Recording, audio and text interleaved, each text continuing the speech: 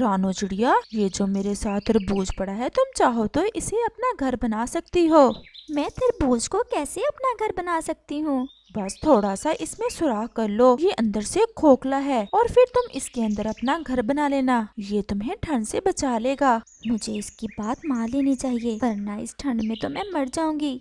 और फिर चिड़िया उस तरबूज के अंदर एक सुराख करती है। वो तरबूज तो अंदर से सच में खोखला था और उसके अंदर नरम नरम घोंसला भी था। रानो चिड़िया उस तरबूज के अंदर चली जाती है। रानो चिड़िया को तरबूज के अंदर बहुत ज्यादा गर्माइश मिलती है और वो आराम से सो जाती है। अगली सुबह रानो चिड़िया फिर जल्द ही उड़ जाती है और दाने की तलाश में निकल जाती है। दूसरी तरफ कालू कौवा और गोरी कौवी भी रानो चिड़िया के घोंसले में बहुत मौजें कर रहे थे। कालू, देखा मैंने रानो चिड़िया को कैसे डराया, वो दोबारा नहीं आई हमसे अपना घर वापस लेने। गोरी, वैसे तुम हो बड़ी शैतान, दूसरों की चीजों पर कब्जा करना तो कोई तुमसे सीखे। अब चलो थोड़ा बहुत भोजन भी ढूंढ लाए, रानों का जमा किया हुआ भोजन तो तुम एक ही दिन में खत्म कर चुकी हो। कालू, मेरे खाने पे ना नजर रखा करो, पहले ही मैं बहुत कमजोर होती जा रही हूँ।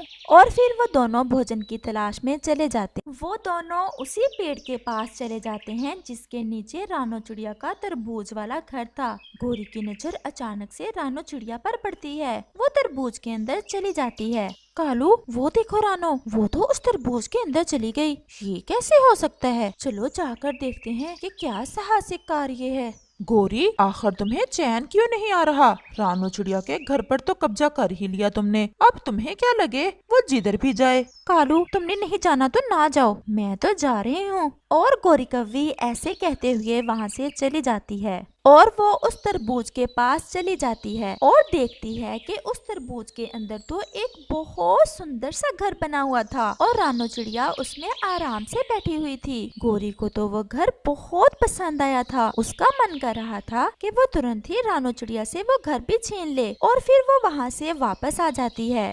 देखा ही हो रानो चिड़िया को। कालू, वो तो बहुत सुंदर घर है, मैं तुम्हें क्या बताऊं उस घर के बारे में, मुझे तो वही घर चाहिए। तुम्हारा दिमाग तो खराब नहीं हो गया? इसमें मैं तुम्हारी कोई मदद नहीं करूंगा। मदद तो तुम्हें करना होगी क्योंकि वो घर भी हम दोनों का ही होगा, और वैसे भी रानो को तो उसका पहले वाला घर तो मिल ही जाएगा ना।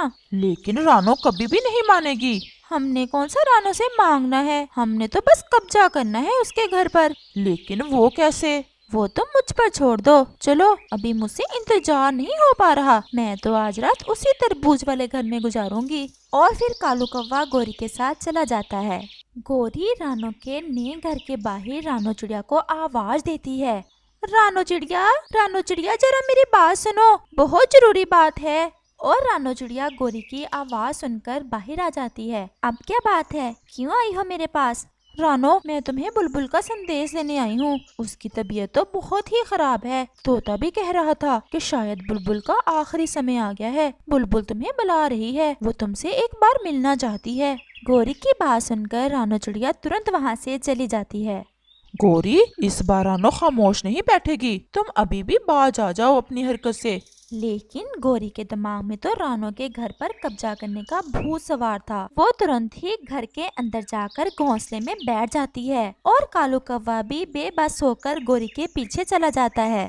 रानो चिड़िया जब बुलबुल के घर पहुंचती है तो बुलबुल तो बिल्कुल ठीक थी। बुलबुल, क्या हुआ है तुम्हें?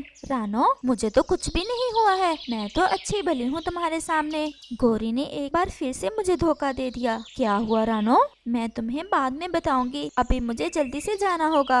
और रानो चिड़िया जल्दी से वहाँ से चली जाती है।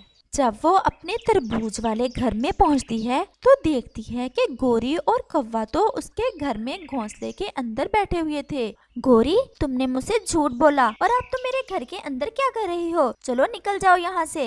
वो तो अब हम नहीं निकलेंगे, तुम जाओ यहाँ से और ले लो अपना पहले वाला घर, मुझे तो अब ये घर पसंद आ गया है। और रानो चिड़िया वहाँ से खामोशी से चली जाती है।